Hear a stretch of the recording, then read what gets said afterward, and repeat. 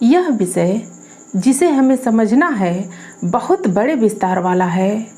अभ्युदय और निःश्रेयस भारतीय संस्कृति के दो प्रमुख अंग हैं।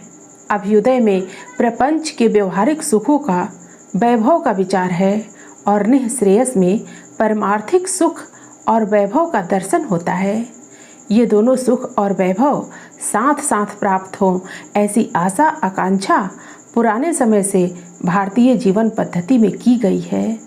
कठोपनिषद में अभ्युदय को प्रेय और निःश्रेयस को श्रेय कहा है। इसका अर्थ यह हुआ कि हम भारतीयों का जीवन इन दोनों रंगों से भरा हो ऐसी व्यवस्था योजना स्पष्ट रूप से नजर आती है।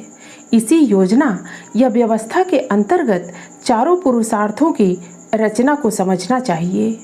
नमस्कार मित्रों, आज आपके लिए प्रसंग है चार पुरुषार्थ। मित्रों, ये चार पुरुषार्थ हैं धर्म, अर्थ, काम और मोक्ष। इनमें से धर्म और मोक्ष का संबंध निःश्रेयस से है और अर्थ एवं काम का संबंध अभ्युदय के साथ है। जो अर्थ पुरुष को प्राप्त करना है उसे पुरुषार्थ कहते हैं। यहाँ पुरुष शब्द स्त्रीलिंग और पुल्लिंग दोनों के लिए है। यह बात पुरुष शब्द की उत्पत्ति का विचार किए बिना समझ में नहीं आएगी। पुरी शयनात पुरुषः, पुर अर्थात शहर और शहर में रहने वाला हुआ पुरुष। यह 9 द्वारों वाला मानव शरीर ही पुर माना गया है, जिसमें रहने वाले जीवात्मा को पुरुष नाम दिया गया है। अतः स्त्री हो या पुरुष, दोनों में जीवात्मा या पुरुष रहता है।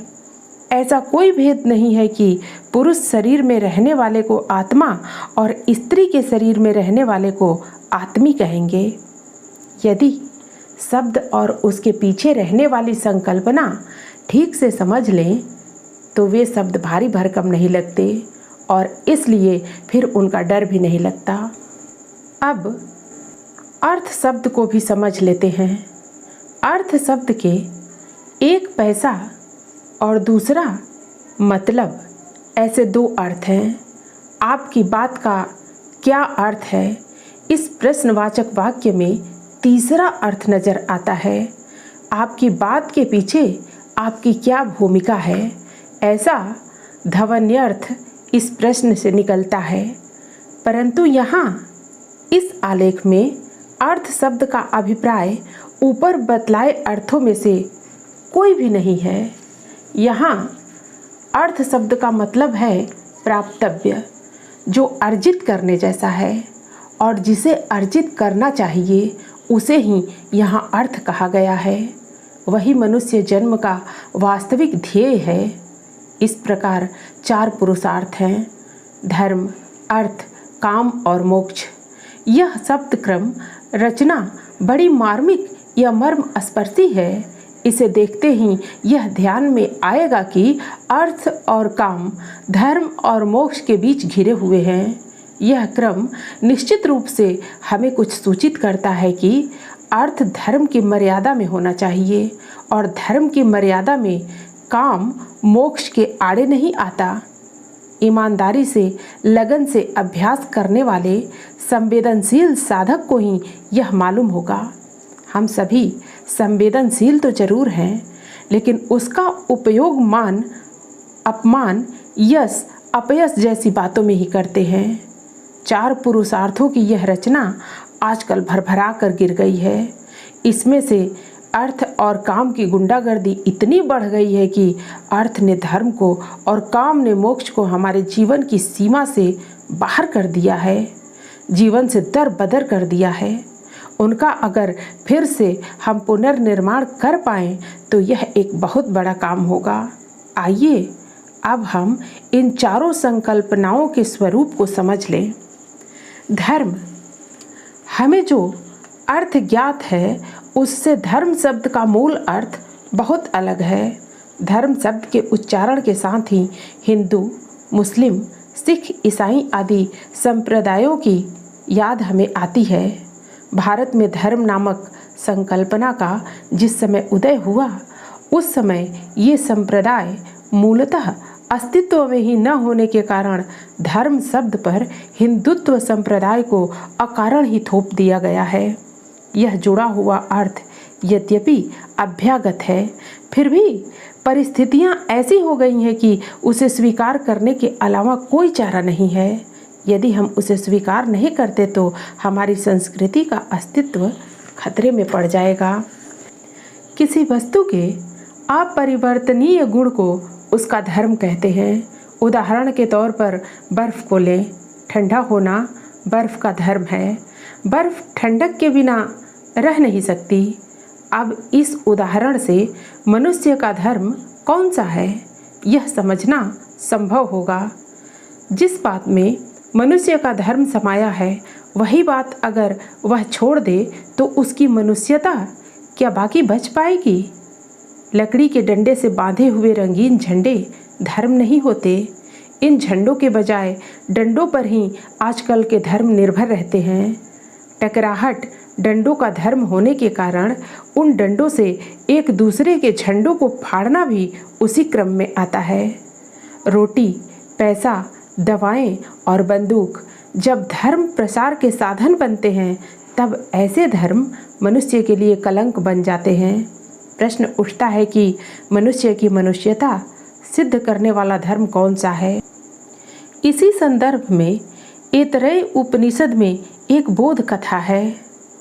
ईश्वर ने जब विश्व निर्माण की प्रक्रिया शुरू की, उस समय इंद्रियों के सूर्य आदि सूक्ष्म देवताओं का निर्माण किया, लेकिन उन्हें अपना कार्य करने के लिए कोई स्थूल शरीर नहीं दिया था। तब वे सभी देवता ईश्वर के पास गए और उन्होंने स्थूल शरीर की मांग की।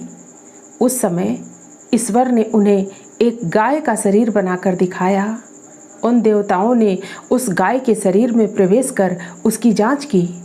सूर्य देवता ने गाय की आंख से बाहर झांक कर देखा तो उसे चारा, गौशाला और बैल, आहार, निद्रा, मैथुन के सिवा कुछ भी नजर नहीं आया।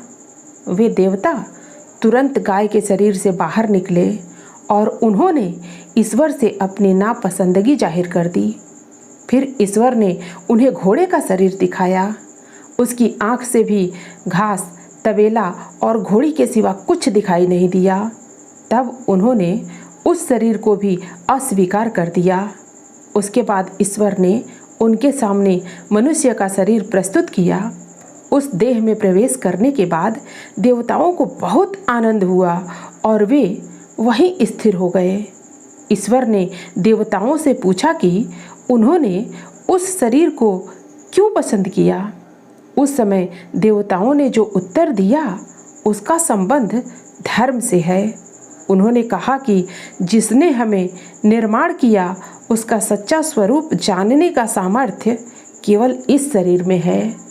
यही इस शरीर का उद्देश्य है और वही उसका धर्म है। संत तुकाराम ने मनुष्य के शरीर को प्रकाश का मार्ग कहा है। बाकी सारे शरीर अंधेरे की ओर ले जाने वाले मार्ग हैं। इस धर्म को साध्य करने के लिए प्रारंभिक तैयारी के रूप में मनुष्य को आचरण के जो नियम बनाकर दिए हैं, उन्हें धर्म शास्त्र कहा जा सकता है। धर्म और धर्मशास्त्र का मुख्य अंतर हमें समझ लेना चाहिए। धर्म साध्य होने के लिए अंतःकरण शुद्ध और शांत होना आवश्यक है। पशुवत जीवन जीने के द्वारा यह बात असंभव है। कम से कम पशु आहार, निद्रा और मैथुन के भरोसे तो जी सकता है। मनुष्य को इसके अलावा भी और बहुत कुछ आवश्यक होता है। ये आवश्यकताएं यदि मर्यादाओं में सीमित नहीं की गईं तो मनुष्य पशु से भी भयंकर हो जाता है। इन मर्यादाओं को धर्मशास्त्र कहते हैं। वेदों का कर्म कांड और उपासना कांड धीरे धीरे छोड़ देने की प्रक्रिया संतों ने बड़ी सावधानी से पूरी की है, परंतु ज्ञान कांड का पूर्णतया जतन किया है। वैदिक काल में अग्नि, इंद्र, सोम, सूर्य आदि की उपासनाएं की जाती थीं।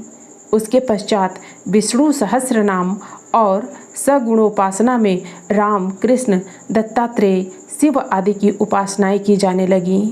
उसके भी आगे नाम की उपासना सामने आई। संत तुकाराम कहते हैं, वेद अनंत ची बोलला, अर्थ इतुकाची साधला, बिट्ठो वासी शरण जावे, निज निष्ठे नाम गावे।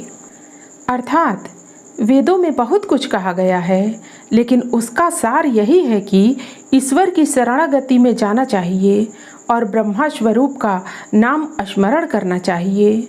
वेद साहित्य विपुल है, सर्वसामान्य द्वारा उसे समग्र रूप से स्वीकार करने की संभावना आज नजर नहीं आती। उस वेद साहित्य में और शास्त्रों में विविधता और मतांतर भी बहुत है। केवल अनुभवी और जानकार लोगों को ही उसके तात्पर्य के अनुसार उसकी तारतम्यता समझ में आती है। परंपरा से चली आ रही धार्मिक विधियों के उचित या अनुचित होने के विवाद में न पड़ते हुए संतों ने जो विधि निषेध हमें बतलाए हैं, उसका पालन करने से भी चित्त शुद्धि हो सकती है। संत ज्ञानेश्वर कहते हैं, विधिते पालित निषेधाते गालित, मज देवनी जालित कर्म फले।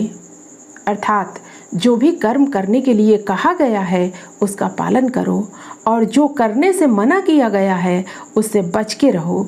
इस प्रकार जीवन यापन करते हुए जो भी कर्मों के फल प्राप्त हों उन्हें ईश्वर को समर्पित कर जीवन को निर्बीज कर दो, अर्थात पुनर्जन्म के बीज नष्ट कर दो। संत तुकाराम ने अपने अभंग यानी मराठी काव्य रचना में जो विधि निषेध बतलाए हैं वे इस प्रकार हैं। 3 निषेध। पर स्त्री की कामना न करें, पराये धन की कामना न करें, पर निंदा से पूर्णतया बचें। 3 विधि। संत वचनों पर विश्वास रखकर उनके अनुसार आचरण करें। जीवन की प्रत्येक अवस्था में नाम स्मरण करें। हमेशा सत्य की राह पर चलें। संत पूछते हैं कि उपरोक्त विधि निषेधों का पालन करने से किसी का क्या बिगड़ेगा। ऐसे अनुशासित जीवन को धार्मिक जीवन कहते हैं। धर्माचरण की परंपरागत कल्पना में बहिरंग का विचार अधिक है।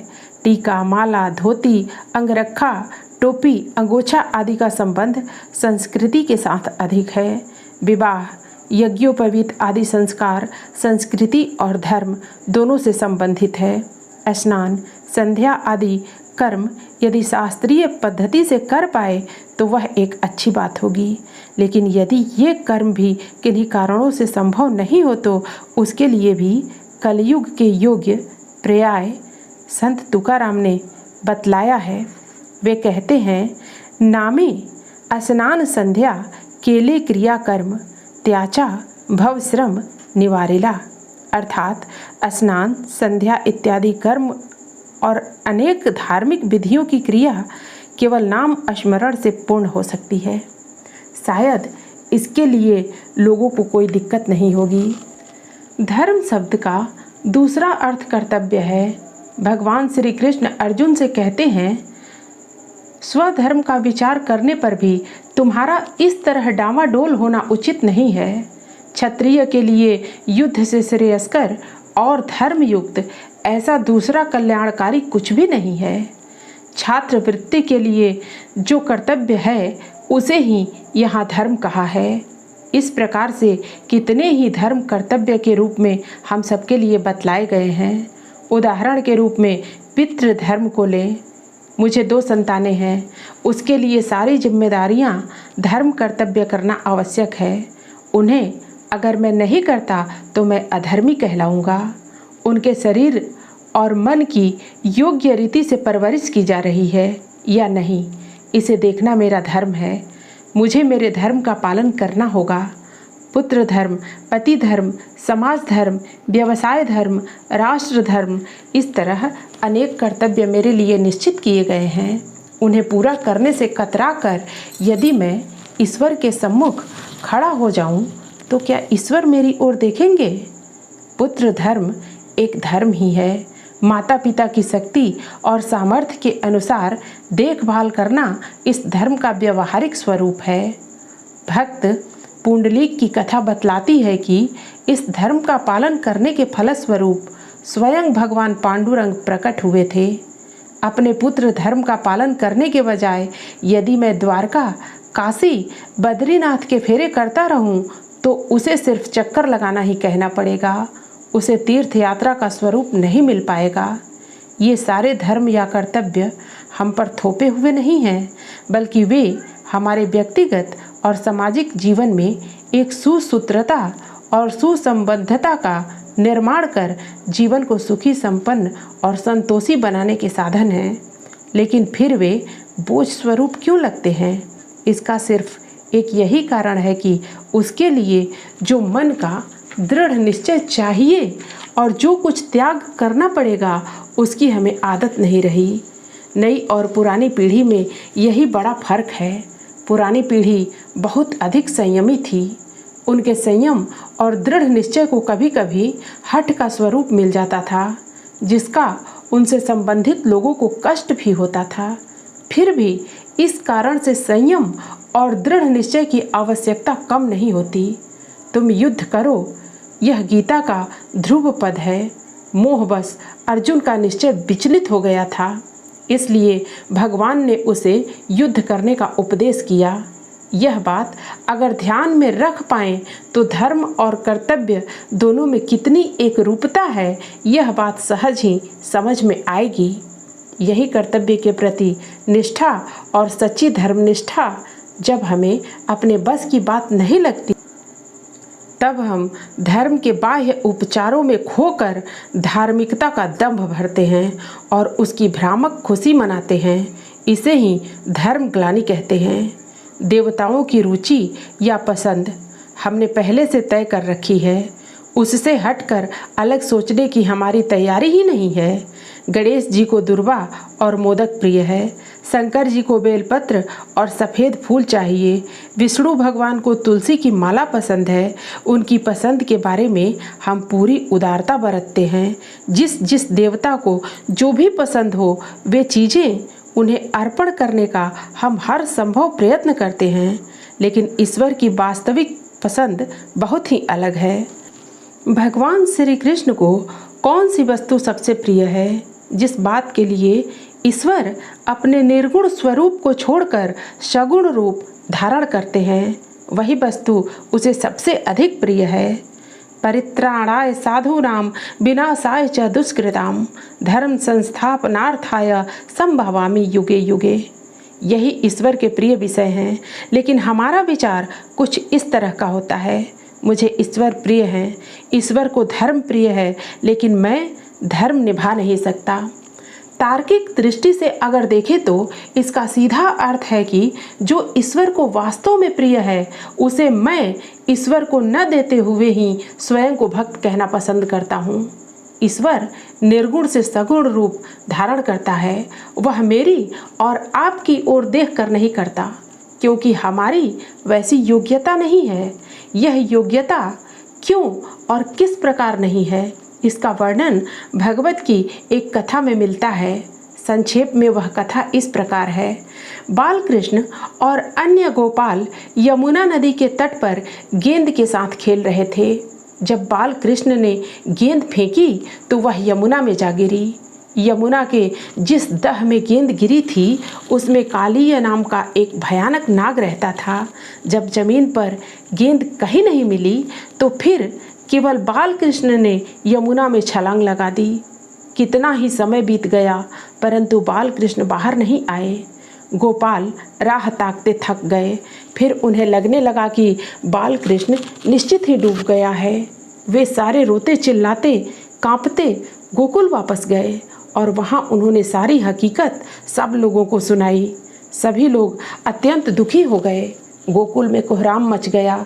छाती कूट कर रोते हुए सारे गोकुलवासी यमुना के दह के पास पहुँचे, लेकिन कालीय से भयभीत होकर किसी ने भी यमुना के दह में गोता लगाकर बालकृष्ण को ढूंढने का प्रयास नहीं किया। श्री कृष्ण सारे गोकुलवासियों का वास्तविक भाव समझ चुके थे। श्री कृष्ण ने कहा कि उनका यह बर्ताव ठीक ही है, क्योंकि आखिर वे सब मनुष्य हैं। तात्पर्य यही है कि धर्म की रक्षा करने हेतु भगवान श्री कृष्ण अवतार लेते हैं। उन्हें धर्म के बारे में गहरी आस्था है। मुझे अगर ईश्वर प्रिय है तो मुझे भी विवेकपूर्ण धर्मनिष्ठ जीवन व्यतीत करना चाहिए, क्योंकि ऐसे धार्मिक जीवन से चित्त शुद्धि होती है, शुद्ध चित्त में ही ईश्वर का सच्चा स्वरूप पहचानने का और उसके साथ एक रूप होने का सामर्थ्य होता है। इस धर्म शास्त्र का पालन किए बिना वास्तविक धर्म का लाभ नहीं होता। जब तक आत्मज्ञान हमारी सच्ची आवश्यकता नहीं बनता, तब तक धर्म भी हमारी सच्ची ज़रूरत होना कठिन है। क्रमशः मित्रों, फिर मिलते हैं इस प्रसंग के अगली कड़ी में। धन्यवाद।